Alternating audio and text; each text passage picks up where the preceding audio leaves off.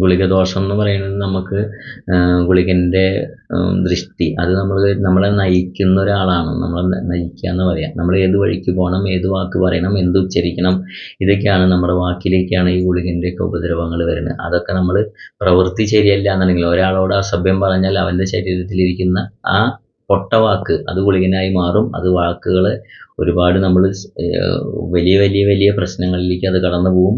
അപ്പോൾ നമ്മൾ ചെയ്യുന്ന പ്രവൃത്തി ശരിയല്ലെങ്കിൽ അത് നമുക്ക് ദോഷമായിട്ട് വരും. അപ്പോഴും പറയും നമ്മൾ അത് ഗുളിക ദോഷമാണെന്ന്. അതൊരു സഞ്ചരിക്കുന്ന ഒരു ദൃഷ്ടി അല്ലാത്തൊരു വാക്കാണ്.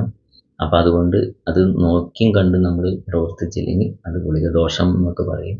അത് ശരീരം വേദന ഉണ്ടാക്കും, രോഗം ഉണ്ടാക്കും, ഒടിവുണ്ടാക്കും, ദൃഷ്ടി മറയും. ഇതിനൊക്കെയാണ് അതുകൊണ്ടുള്ളതായിരിക്കുന്ന വഴികളൊക്കെ വരുന്നത്. അത് ശിവക്ഷേത്രത്തിലോ വിഷ്ണു ക്ഷേത്രത്തിലൊക്കെ പോയി നല്ലോണം വഴിപാടുകളൊക്കെ കഴിച്ചാൽ തീരാവുന്ന ഒരു കർമ്മം കൂടിയാണത്.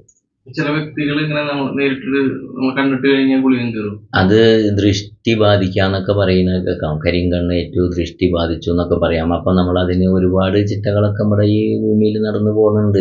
അത് ചിലർ നാവൂറ് പാടി കളയുന്നുണ്ട്, ചിലർ അത് പുള്ളോക്കളം കൊട്ടി കളയുന്നുണ്ട്, ചിലർ ഒഴിഞ്ഞ് നാളികേരൊക്കെ എടുത്ത് ഒഴിഞ്ഞ് കളയുന്നുണ്ട്, ചിലർ ധനം ഒഴിഞ്ഞ് കളയുന്നുണ്ട്. ഏത് രീതിയിലാണോ അത് ഉചിതമായിട്ട് വരുന്നത് ആ രീതിയിൽ പ്രവർത്തിച്ചു പോരാന്ന് ഞാൻ പറയാതെ